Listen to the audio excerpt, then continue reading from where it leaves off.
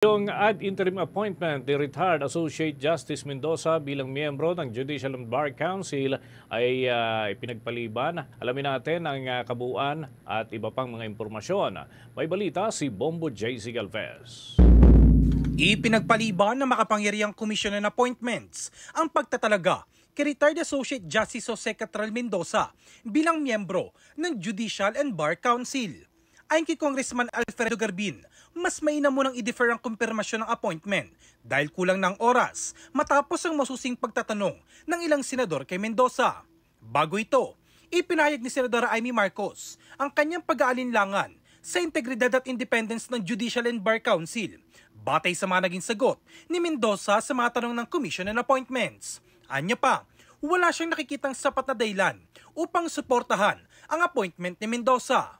Kabilang sa mga naging sensitibong tanong kay Mendoza, ang umunay hindi pag-aksyon ng Judicial and Bar Council sa disbarment case at opposition na inihain laban kay Justice Secretary Jesus Crispin Boying Rimulya na itinalaga na ngayon ni Pangulong Bongbong Marcos bilang bagong ombudsman. Si Mendoza ay naglingkod sa hudikatura sa loob ng 36 na taon kung saan 7 taon at 8 buwan niyang ginampanan ang tungkulin bilang Supreme Court Justice bago naging miyembro ng Judicial and Bar Council mula 2017 hanggang sa kasalukuyan.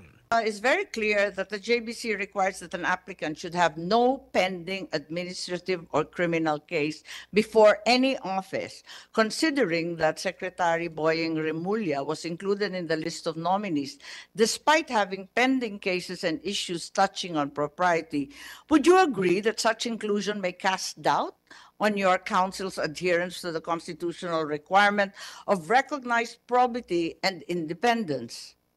So in the case of Secretary Rimulya, he was able to submit clearances from the Ombudsman. And then we checked the JBC rules, and in the JBC rules regarding disqualification, if you have a pending case with the Ombudsman, you will be disqualified. But if there is any other administrative case subject the discretion and evaluation of the individual members. Sa isang iwalay na panayam, sinabi ni Marcos na siya mismo ang humiling sa komite na ipagpaliban muna ang kumpirmasyon ni Mendoza dahil umuna sa pabago-bagong mapatakaran sa loob ng Judicial and Bar Council. Nakakalungkot po. Na-obliga po ako na i-defer at hindi suportahan yung appointment ng bagong JBC member kahit kilala ko siya at alam ko na mahusay siyang huwes, talagang kinakailangan na alamin natin ang mga patakaran sa JBC.